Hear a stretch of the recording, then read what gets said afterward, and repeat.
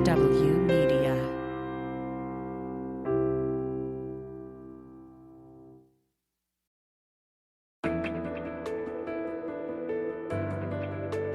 Spy Talk, a podcast at the intersection of intelligence, foreign policy, national security, and military operations with Jeff Stein and Jeanne Meserve. Hi again, I'm Jeff Stein. And I'm Jeanne Meserve. Welcome to another episode of Spy Talk. There's plenty going on in the spy world this week, including the opening of yet another James Bond film, the last one starring a moody Daniel Craig. I talked with James Grady, author of the book that gave us the iconic thriller 3 Days of the Condor, about the influence of Bond books and movies on him and other spy writers of his generation. Well, the funny thing was, I grew up loving the James Bond novels and the Sean Connery films. I mean, how could you not love the scene where Ursula Andress walks out of the ocean in her white bikini and our hero gets a chance to meet her and everything works out emotionally for the two of them. My approach when it came to writing Condor was I knew I'd never met James Bond, and I wanted to write a character who was definitely not James Bond. And I deliberately made sure that my Condor could not do anything more than I could do as a human being, and usually a little bit less. That's spy novelist James Grady. We'll be back with a full interview later in the show. Jeanne? But first, Anonymous, the shadowy and controversial hacking group, has now hacked into an internet services company called Epic. The data they have now released provides the names and other personal information of those who promote hate on the internet. Extremism researchers are now hard at work mining this data, including Dr. Heidi Beirich. She spent 20 years at the Southern Poverty Law Center before co-founding the Global Project Against Hate and Extremism. I asked her whether this hack was a bonanza for people like herself. It is absolutely a bonanza. It's the most amazing amount of data about both the far right and the extreme right that have ever been put in the public domain. You know, in my entire career tracking right-wing extremists, there have been leaks at times, but they didn't have the magnitude of this. It might be, for example, the list of the Oath Keepers membership or a piece of another hate group's mailing list. But this is of a completely different order. It has invoices. It tracks who were domain registrars, emails. You know, it's a whole bunch of information all integrated, and that makes it very, very different than in the past. So what's the most important part of this for you as a researcher? Well, for me, what's the most interesting is we're going to see the actual ecosystem of Epic. And Epic, of course, has been the place that has hosted the most extreme websites, players who've been kicked off, mainstream social media. And it shows it in a more integrated way than looking at organizations sort of one by one, if you had information. This is going to give us information on so many of the players at once, and we've never seen that before.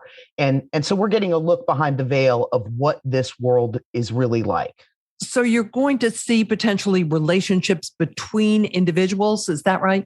Yeah, we have the potential here to find out, for example, if a member of one particular group, let's say the Proud Boys, which is prominent in this hack, plays a role in another organization, helps with a website for somebody else. Epic has a mix of extremist groups that were hosted there, or extremist forums like Gab, for example, but it also has some prominent conservative sites that were there. So are there linkages between those websites? The Texas GOP's website was on there. Are there links between those people and people in extremist groups? These are potentially the kinds of things that we can find out. And I presume also you're going to find out about who is providing the money, correct? The money is, for anybody who does the kind of work that I do, the big deal, right? Who is behind these groups? Are they self-funded little local simple organizations that maybe raise some money here and there selling books and t-shirts? Or are there money people, real dollars behind these organizations and what they're up to? Now, I have to say some of the hosting invoices are for very small amounts. So I haven't been able to see anything that indicates somebody who's plowing major amounts of money in there, but we've got emails, we've got different, there's just so much information. We'll see what happens. The other thing about this is we won't necessarily know if someone's using their real name or not, so that's something that has to be very much sussed out here.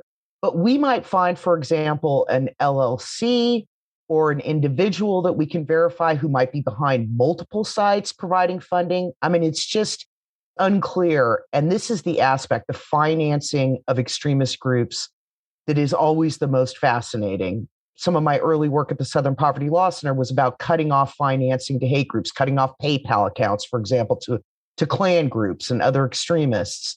So are there other sources of money? I don't know, but I sure would like to know. I know you haven't been able to exploit things fully, but have you learned things already from just your first look at the data? Well, I and my colleagues are trying to take this really slow. One of the big concerns I have about this is making a mistake.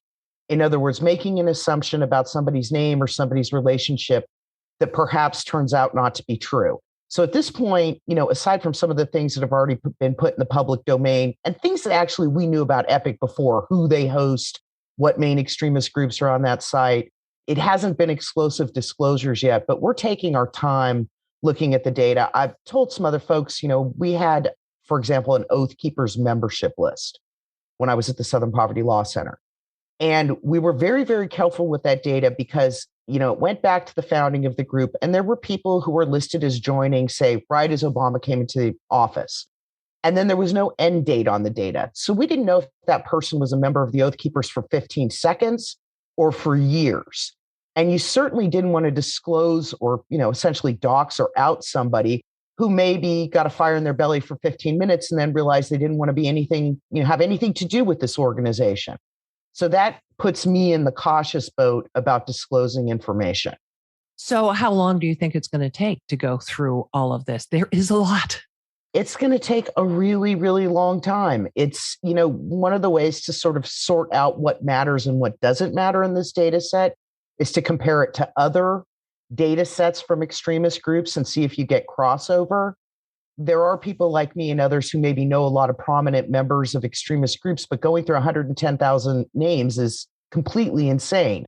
You can do quick searches to look for them, say, look for the head of the Proud Boys, a person everybody knows, Enrique Tarrio. But when it comes to those things that haven't been so public, it's just going to be slog work. That's what this is going to be, slog work to figure out what matters and what doesn't, what's interesting and what isn't, what's verifiable and what's not. And so, I think it's months, and in some cases it might take longer. It could end up being something like the Panama Papers, right, which took news organizations years to sort through and digest and explain and put some, legitimate analysis on it. Should we presume that law enforcement is looking at this too? That's an interesting question. One of the things that's in the hack are subpoenas from law enforcement for data from Epic, largely related to people involved in and groups involved in January 6th. I'm not sure if law enforcement has the right to look at a hack. I don't know. When it comes to federal law enforcement, usually they can look at data in the public domain if they have an open case, which they certainly would for those involved in January 6th. But I have no idea ultimately if law enforcement can just go ahead, grab this data from a hack and start looking at it. You've mentioned a couple of times verification, and the few people that have already been outed as a result of this hack have claimed my information was falsified. I didn't have anything to do with this. Would it be easy to falsify your information with a company like Epic? I think that's possible. I think another thing that's possible is that names that are similar to other people's names could be misconstrued. I'm not saying they have in the cases of the people who've already been outed. Like, for example, there was a Florida real estate agent, I think, who lost his job over this. It's also possible that people could sort of end up in the data in an attendant way, like they're not active promoters of this stuff or actively involved, and they end up in the data set. This is why I'm just concerned about being careful, because if you're shown to be connected to extremist groups, you lose your job, your income, perhaps your future. And nowadays, this stuff lives on forever on the internet, right? So it's not just a blip. Anybody can search for you. it's also possible that people are using false names that turn out to be somebody else's name, right? Now, the fact that there are addresses and emails and a lot of details will make it a little easier to make sure that the person is the person that you think it is, but you still have to be really, really careful.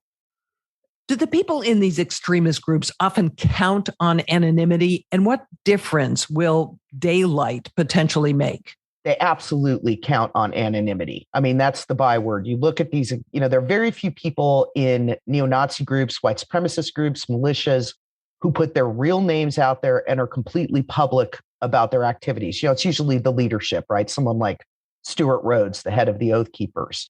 But there are thousands and thousands of people involved in those groups. And I know that intimately about the Oath Keepers because we had the membership list, who had no public footprint. They may well have been using a fake name or an avatar or whatever the case might be to post on various sites, but they had no expectation that anybody would ever figure out that they were on the Donald.win, for example, someplace like that. And now that is potentially going to come out. And I do think that sunshine effect may have a suppressive effect on people getting involved in extremist groups where they thought, no one will ever know what I'm up to. They'll never know what I'm saying or what I'm signing on to. There's probably going to be a lot of people out there who are going to think twice about it, given this particular hack. So when you do verify information, what should happen? Should these people be doxxed? It is, of my opinion, if you're involved in an extremist group, that especially if you're involved in one connected to violence, these are the groups that I'm most interested in. It's not just the ideological groups. It's groups that we know are in the real world connected to hate crimes, to terrorism, something like January 6th, but there's a lot of other violence that comes out of this movement. I think that you bear the burden if you're in there and you're connected to those groups with the weight of that connection. And my rule for a long time has been that if you really are involved in a group and we know it, and you're fostering ideas and beliefs that are dangerous either to our democracy or to marginalized communities, and we can prove that that's the case, then it belongs in sunshine, because these are really dangerous movements. Domestic terrorism, right? White supremacy is the number one domestic terrorism threat in this country and abroad. And we should remember that this isn't just data about Americans. This is about lots and lots of people living in other countries who are involved in these movements. If you're connected to that kind of thing, I believe it's important to put the sunshine out there and put those people's names out there. But you've got to be darn sure that that is correct. Do you anticipate that you're going to find the names of people in law enforcement, in the military? I am positive we're going to find that. There was a hack also of the Oath Keepers stuff, not just Epic, but other information came out about the Oath Keepers. And they found, I believe yesterday, a couple NYPD officers on that list. When we were looking at the Oath Keepers membership list we had when I was at the Southern Poverty Law Center, there were a lot of cops on there. There were military officials. There were people who worked at bomb labs, for example, for the federal government. And because we weren't able to verify each of these individuals, we didn't put that material in the public domain. But there's going to be a lot of that in either the Oath Keepers hack or in this hack. Bomb labs. Could you be more specific about that? Yeah, there was a person on the Oath Keepers list who worked at Red Arsenal up in northern Alabama, where they deal with bomb materials, bomb making, whatnot, on that Oath Keepers list. We weren't able to verify the membership, so we never made it public. But there were some people potentially who seemed a little scary. So there was a second hack. The first had the names and the addresses and the credit card information. The other seems to be more about the system. Is that also key for you as a researcher? Yeah, I think potentially the second hack might be more important than the first hack because it's putting in the public domain the way all of Epic's business worked, how all these pieces were interlinked. And it's essentially a mirror of their entire server. And it might make it quicker to make connections between people, entities, for example, to see if the same person was perhaps paying for multiple websites. It might make it faster to suss these things out. I haven't looked at that data, so I don't know exactly how it's going to function, but it's a big deal. Imagine having a business having all of its data in the coordinated way that a business looks at data, between suppliers, customers, invoices, inventory, et cetera. Imagine having that all organized for you and handed to you in the same database system that the company essentially uses, as opposed to pieces of that data. Why was Epic so popular with the far right? Epic was essentially a hoster of last refuge. So, after 8chan, for example, which is this anonymous message board, was hosting the video from the Christchurch mosque attacks, they were kicked off. They lost security services, a whole bunch of stuff. They found a refuge for a while on Epic. It didn't last forever, but they were for a while. When a lot of groups were thrown off of mainstream social media, Epic embraced them. There's one notorious website Epic hosted for a while called the Daily Stormer. It's a neo-Nazi outfit. And Cloudflare, after the Charlottesville riots in 2017, stopped providing them protection from attacks, like online attacks, DDoS attacks. And they found a home for a while with Epic. I mean, Epic just, Epic and its owner, Rob Monster, don't care what the nature is of the content that they host. What can you tell me about Monster? Such a name, by the way. Yeah, I know. It's almost unbelievable, right? That's his name. And he runs this crazy website filled with hate content. He is a bizarre character. He's flirted with extremist groups. He went, for example, on a podcast run by this neo-Nazi named Eric Stryker at one point. Then he tried to act like he didn't know what he was getting involved in. He also, at other points in time, has made some anti-Semitic comments and then walked them back. He once called David Duke a great intellectual, for example. But then he, said something else to say, like, oh, well, don't listen to him. Anyhow, these issues, kind of repeating some of the ideas that are prevalent on the groups that are hosted on the site, caused all of his Jewish board members to quit, I think, in 2020. So there's been some fallout. So he's got a bit of a foot in the world of extremism that he hosts, even though he claims that this is just about free speech, right? That Epic exists entirely just because he doesn't want to, he wants to have like a First Amendment sensibility, but he flirts with extremist ideas frequently. Is Epic going to continue to operate despite these hacks?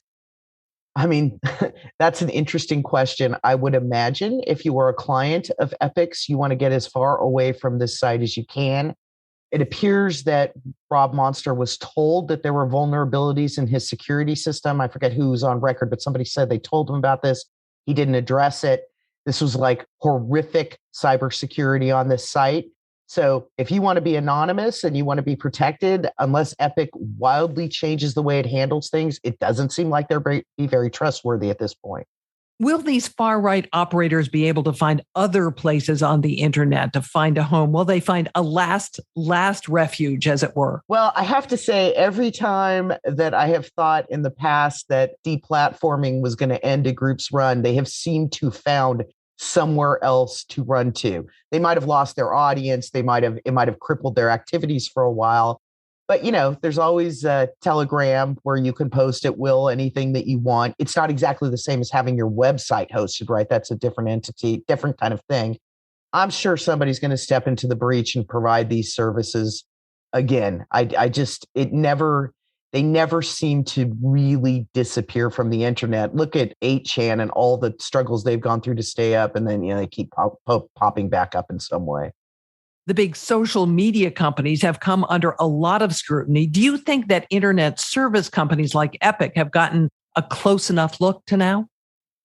I don't think so. This is actually an interesting question. Facebook has taken, I would say, the most flack for hosting various forms of extremist content and not taking it down. Twitter has taken some of those hits as well. But social media has been the focus of civil rights activists and people who are working to counter white supremacy. What we don't look at that much anymore is the websites, the domain registrars. That whole thing sort of gets a pass in terms of pushing out hate material. And perhaps it shouldn't. My colleagues at the Lawyers Committee for Civil Rights a few years ago wrote to, I forget which domain registrar, to say, please stop hosting the website Stormfront, which is the oldest hate site on the web. It went up in like 95. And the site did come down for a while. And I think we forget that places like Stormfront, which are basically like hate chat boards, can do as much damage in terms of pushing bad ideas out in the world, recruiting people. Now, they don't have the audience that Facebook does, right? I mean, that your potential recruitment there and the potential audience you can reach is so much bigger. But they can still keep hateful ideas out. And, some of the domestic terrorist attacks that have taken place in the US are actually connected to those kinds of chat boards. I'm thinking specifically about Fraser Glenn Miller, the neo-Nazi who shot up some Jewish community facilities in Kansas, I think in 2014. I might be off by a year. He was an administrator on another hate board called Vanguard News Network, which is still up. So this ecosystem doesn't get much of a look at it, but it plays a role in terms of spreading extremist ideas and, having people on those sites that could go on to commit acts of terrorism.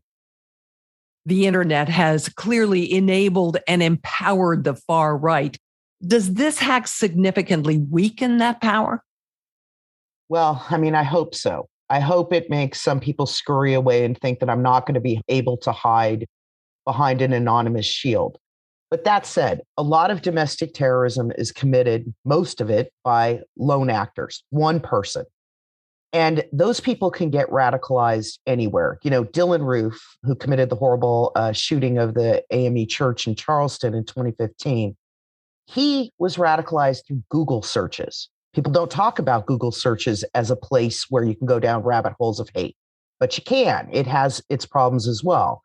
The shooter in Pittsburgh, right, at the Tree of Life Synagogue, he was on Gab.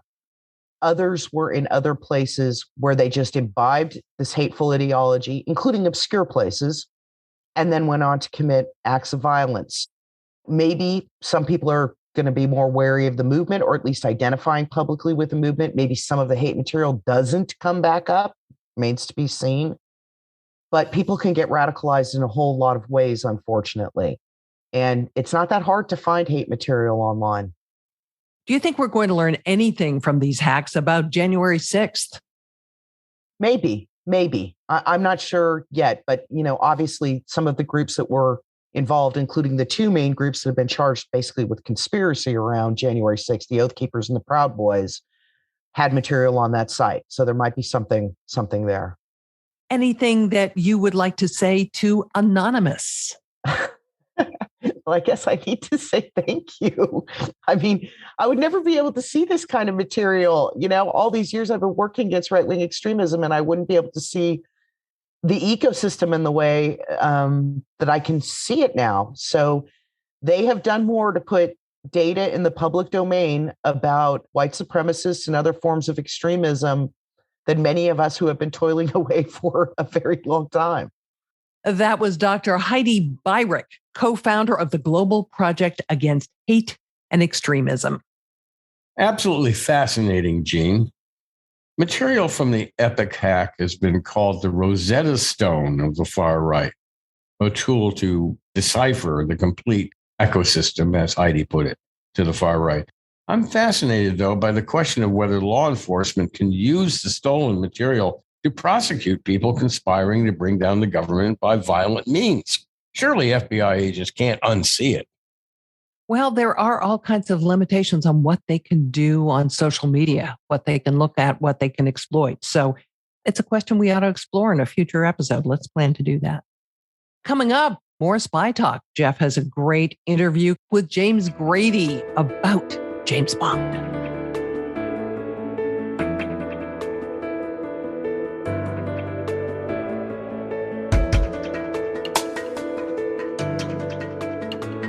In 1974, James Grady's first novel was turned into the iconic Watergate-era spy thriller 3 Days of the Condor, starring Robert Redford and Faye Dunaway.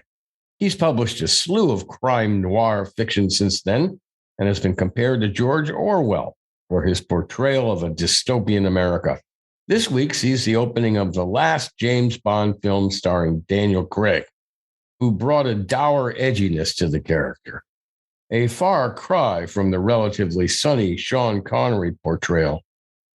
The advanced reviews and box office have been fabulous, but I wondered, is it the end of an era? Is it time to retire James Bond forever?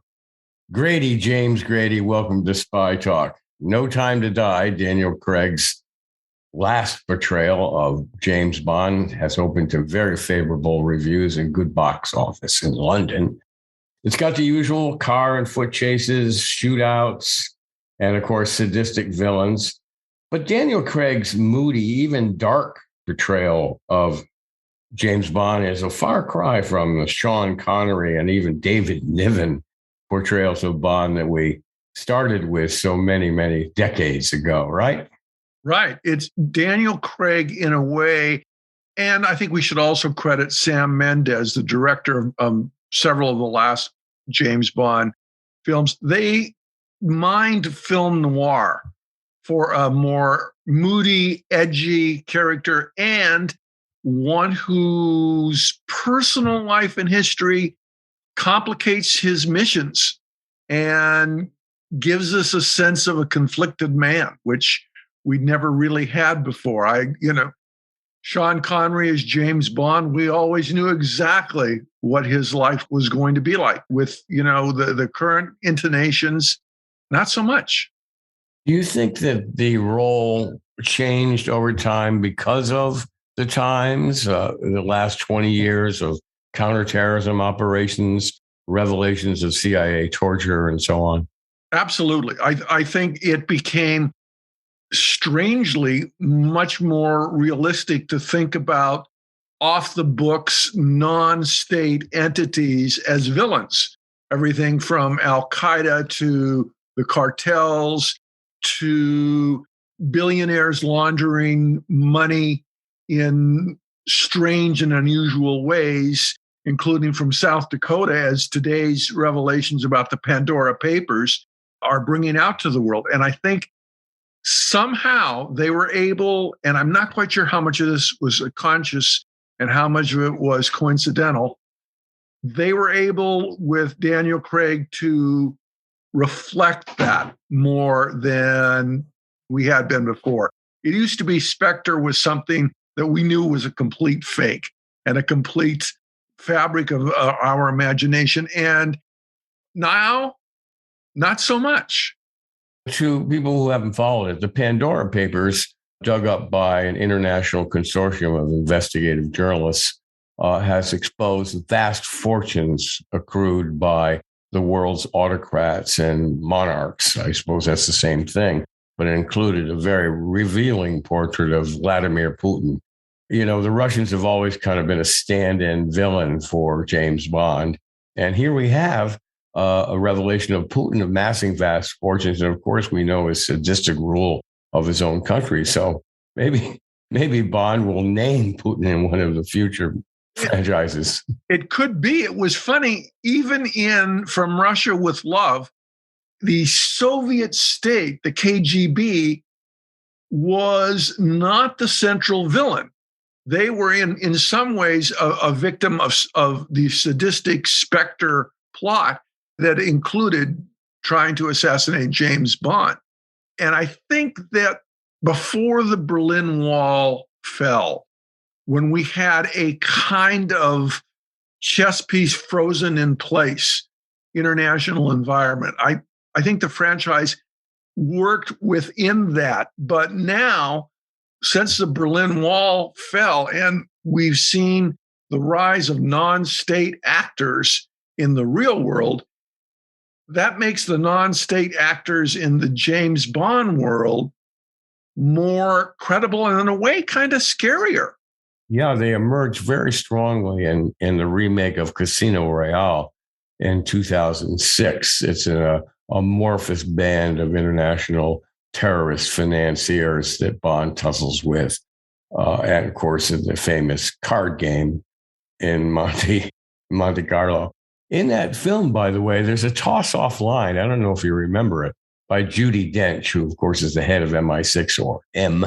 She has a toss-off line about the prime minister has the good sense not to ask what we're doing.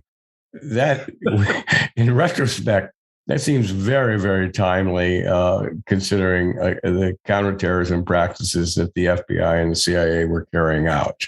Sure, absolutely. I mean, I think that I hate to lay any blame on any more blame on George Bush, the junior, than has already been dropped on his shore. But I don't think he really wanted to know the details of enhanced interrogation techniques that were going on in Guantanamo. And I think his aides did their best to protect him from that. Throughout, certainly our lifetimes, our presidents often have been protected from the unnecessary details, whether it was J. Edgar Hoover deliberately hiding for his own ends his massive illegal campaigns against various individuals and groups, or the CIA in some of their early efforts. We've always tried to keep our democracy safe from knowing too much about the dirty details that allow us to stay alive in the world. Well, of course, Bond is always killing somebody. And one has thought that this might be kind of a fevered imagination of the audiences in a way that they embraced Rambo back in the 1980s. Yes. That they love to see our agents going around smacking people or whacking them. And Bond even says in Casino Royale, again, that if he didn't love it, he couldn't kill anybody. So, Right. But I once heard a former CIA officer say to someone else at a book party that a diplomat had been harassed by terrorists in a Middle Eastern country. And this ex-CIA guy said, so I went and killed him. And he laughed. So, and it made me think of Bond, Right. But generally speaking, our agents haven't gone around whacking people. As you know far better than most, and certainly far more than I, the role of intelligence agencies is to gather intelligence primarily. The secondary role that has been given to them since time immemorial is to influence events, to help stage coups and things like this. But to get down to the personal level of assassination, I think is really difficult, although the Albanians were great at doing it for the Russians in the Cold War. And now the SVR and FSB in Russia have shown us that they're willing to come over to London and use contact poisons on dissidents. The problem with using assassins in intelligence operations is you create killers. And the thing about a killer, you never know who his next target is going to be. Your first book, The 6 Days of the Condor, which was turned into the iconic Watergate era movie, 3 Days of the Condor, of course, was inspired by some sinister events at that time. And you didn't have to apply a lot of imagination to tell your story of a CIA researcher played by Robert Redford who gets caught up in some vast, sinister conspiracy. Bond grew out of the imagination of Ian Fleming, who was a former British Secret Service agent, but it seemed to fly into a world of real fantasy as opposed to the books that you've written over the years. Has James Bond maybe worn out its welcome at this point? I mean, you can't say it has because it still gets great box office. But as an idea, as a metaphor for our intelligence operatives, do you think it still has appeal, intellectual appeal, if you will? That's the big question. We're all about to get to see what they're talking about as the last Bond in the tradition with Daniel Craig going back to, as you noted, David Niven, as well as Sean Connery and, Roger Moore and all the others. Times have changed a great deal. The previous Daniel Craig movie relied a lot on computers, and the big threat was information destroying democracies by using, hacking and basically surveilling everybody on the planet for nefarious ends.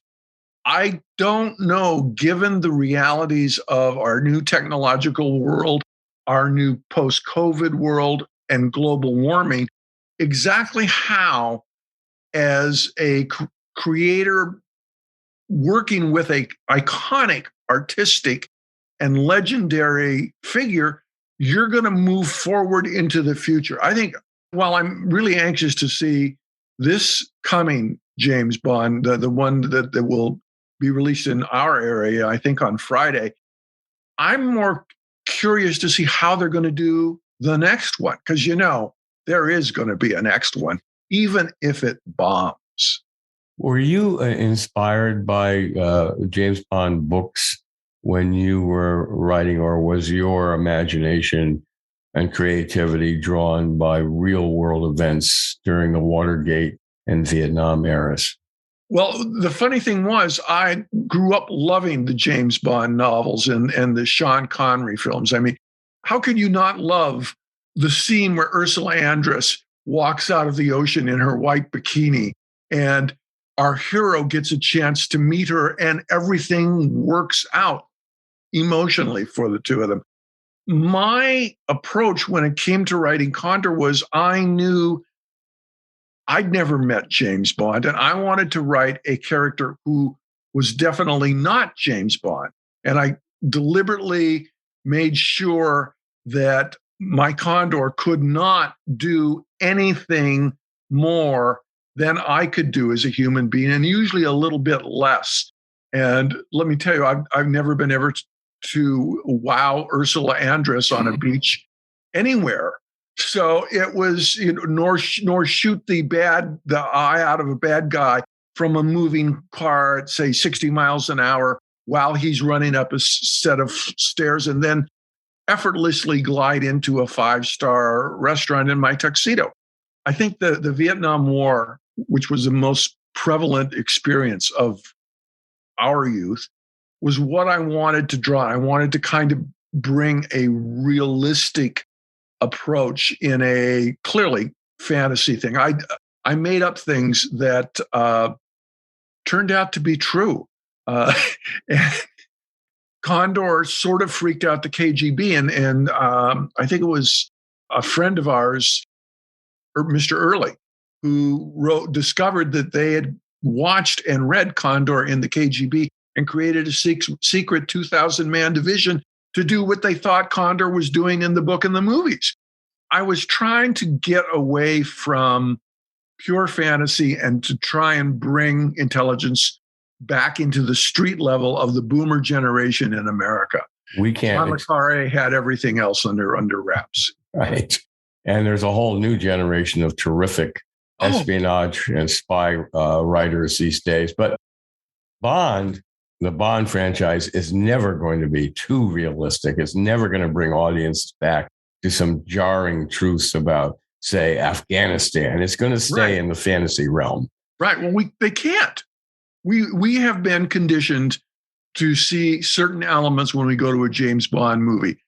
Beautiful women, fast cars, great chases, great gizmos, and, an ending in which good will always triumph, even if it's a little shaded with a noir whiff. Now, Rolling Stone called Daniel Craig's portrayal of Bond, which ends with this film, one long, loving victory lap. Do you see a very different Bond popping up in the next Bond film? I do. I'm at a loss to say exactly what it will look like or who it will be. I mean, we have everything from a change in fashion globally that basically the COVID pandemic helped create, where people don't wear suits and ties anymore unless they have to. Whereas in all the James Bond films, everybody's always dressed in business attire. That alone is going to create a different sense of Bond, as in, well, where's he going to keep his Walther PPK? I think that we're going to have to rely on the hope that there's some young blood out there that knows how to work with an old legend in order to keep the Bond franchise going. Otherwise, I think there'll be one, maybe two more movies that will just, there'll be something that will open for a weekend and close on a Monday. We're not likely to see James Bond in casual Friday attire. Well, that would be interesting, but it would feel wrong for all of them, the movie audience. We don't want to see him in that. We like the tuxedos. at the Baccarat table. James Grady, always a pleasure to talk to you. You can find James Grady's work over at the Spy Talk newsletter, by the way, and website at Substack. Hope you'll join us there. Until the next time, tout à l'heure, James Grady. See you next in the spy world. Well, I guess James Bond, like diamonds, is forever. James Grady, by the way, is a contributing writer at our Spy Talk site over at Substack. You know, Jeff, I'm not exactly a James Bond aficionado. Yeah, I've watched the movies, but I viewed them purely as entertainment. I don't think I ever thought about them in the context of current events. That was really interesting. Yeah, I think they've become less and less relevant despite their angles of creating villains from international terrorist funding organizations. I think it still remains pure escapism, although you have to remember that Ian Fleming, the originator of James Bond, was himself an MI6 British intelligence agent. And so there's still a bow to those being spy operations sanctioned by London. But other than that, I don't think there's much relevance to current affairs or current themes like the John le Carré adaptations, for example. This is pure escapism, and the escapism can be a lot of fun. It certainly can. Enjoy the movies. Thanks a lot for joining us today for Spy Talk. I'm Jeanne Meserve. And I'm Jeff Stein. Hope to see you again next week.